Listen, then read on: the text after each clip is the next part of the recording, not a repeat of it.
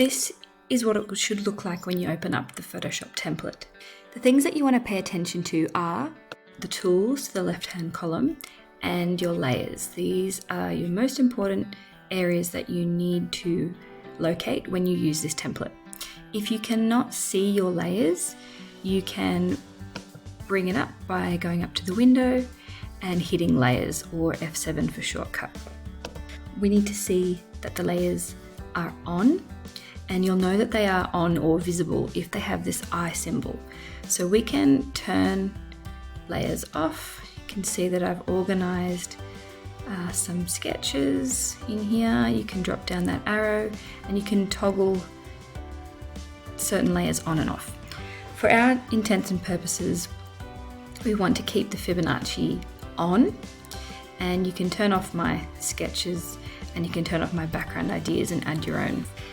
And now we're going to use the Fibonacci to rescale and position our sketches. So as you can see, I'll turn on my sketch and I've got my bird sketch and my star shape here.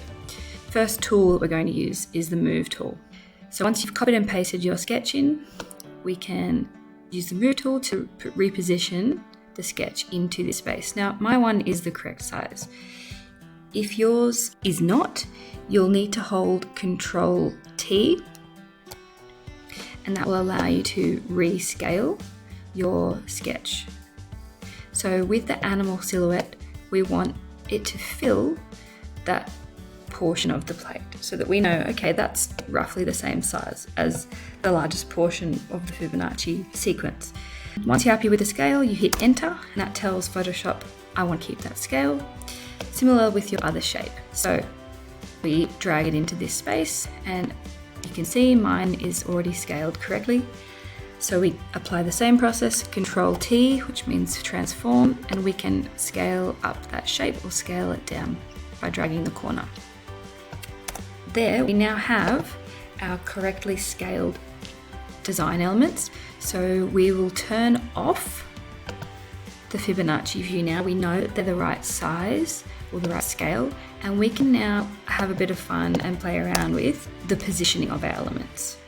So we can adjust and move those around, keeping in mind that what looks pleasing to the eye, the Fibonacci sequence, is that you have larger elements followed by your next smaller size, and so on and so forth.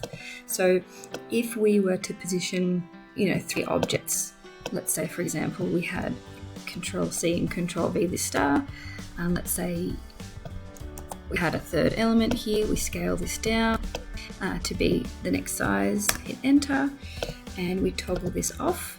What looks most pleasing to the eye is visually seeing that connection from largest, next largest, and then the smaller size. So just keeping that in mind with your positioning. Now, you might not really like this composition, and that is fine. It's just a guide.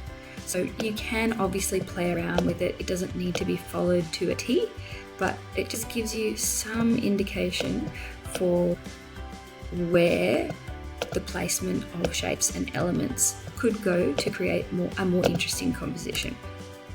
So this is one example of a design that loosely follows the Fibonacci sequence of scale and proportion. The other thing that you might want to explore is the quick selection tool to recolor your shapes. So let's say I've got a sketch here. This is my yellow star. I'll turn off the background ideas for the time being, and I want to change it to autumn brown or golden yellow or whatever color you'd like to change it to. So you'll need to select the quick selection tool. Now this might look different. It might look like one of these icons here. So you'll have to right click and select the quick selection tool and simply run your cursor over that shape, and it should select all areas of similar color. So nice and easy. Then we grab our eyedropper tool, which allows us to pick up a color from an image or anything on our canvas here. So I'm going to have a look at golden yellow. So I've picked up my colour and I'm going to use the brush tool to simply paint that in. Make the brush a bit bigger, and you can see now that I have recolored my star.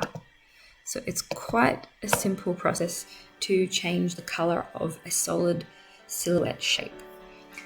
So that's it. So you've learned how to use the layers, how to use the Fibonacci sequence, how to scale and reposition your design elements, and how to change the colour of your shapes. Good luck designing.